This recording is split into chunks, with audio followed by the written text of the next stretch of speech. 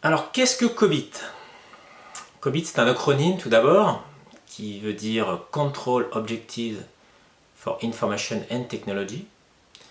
Donc l'idée que les objectifs, sous-entendu les objectifs d'entreprise, les objectifs stratégiques, les objectifs d'aliment liés à l'information et à la technologie, à l'IT on pourrait dire, eh bien, sont pris en compte par la gouvernance. La gouvernance, l'action de gouverner, les gens qui gouvernent.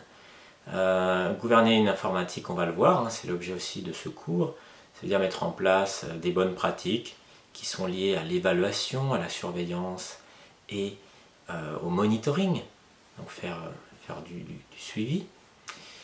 Alors qu'est-ce que COBIT? C'est pas une méthode. COBIT n'est pas une méthode, on verra un petit peu ce que n'est pas COBIT après. C'est un framework. Alors qu'est-ce que c'est un framework? En français, un référentiel, un ensemble de bonnes pratiques.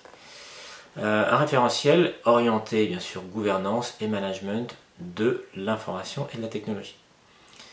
Donc l'idée que c'est un référentiel qui s'adresse à toute l'entreprise, qui ne s'adresse pas qu'à l'informatique, parce que le reste de l'entreprise et l'informatique aussi utilisent les services de l'informatique.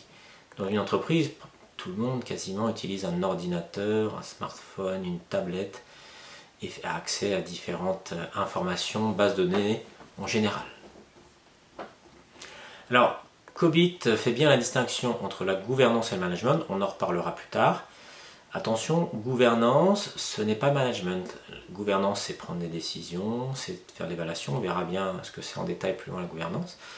Le management, c'est plutôt mettre en œuvre très concrètement sur le terrain. Donc les deux sont bien complémentaires, mais on ne les mélange pas. C'est important pour éviter notamment d'être juge et partie. Si moi-même je prends des décisions pour un travail que je fais moi-même, j'ai peut-être envie de prendre des décisions qui m'arrangent très très personnellement. Donc on verra qu'il y a différentes parties prenantes, il y a les clients, il y a les utilisateurs de l'informatique, il y a les gens qui prennent les décisions et il y a les gens qui s'occupent de l'exécution des décisions qui sont le management. Alors COBIT 2019 en chiffres, COBIT c'est 40 objectifs à atteindre, c'est-à-dire aussi 40 processus à déployer avec des bonnes pratiques. C'est pas une norme, hein, donc on n'est pas obligé de déployer les 40 processus. Les gens des fois me disent ah mais on est obligé de déployer ça. Non, on est obligé de rien du tout. COBIT c'est pas une loi, c'est pas une norme. Bon. C'est pas de la régulation. C'est juste que peut-être votre entreprise, oui, a envie de déployer un certain nombre de choses. On verra, ça sera le chapitre implémentation.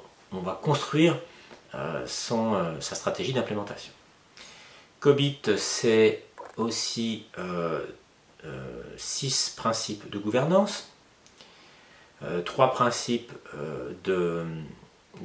on appelle ça de référentiel, sur des qualités pour construire un système de gouvernance.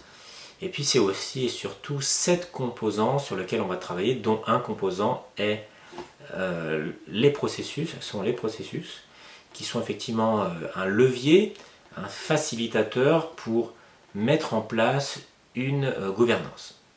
J'en dis pas plus parce que là c'est juste une slide, on a tout le cours pour bien comprendre ce qu'est COBIT.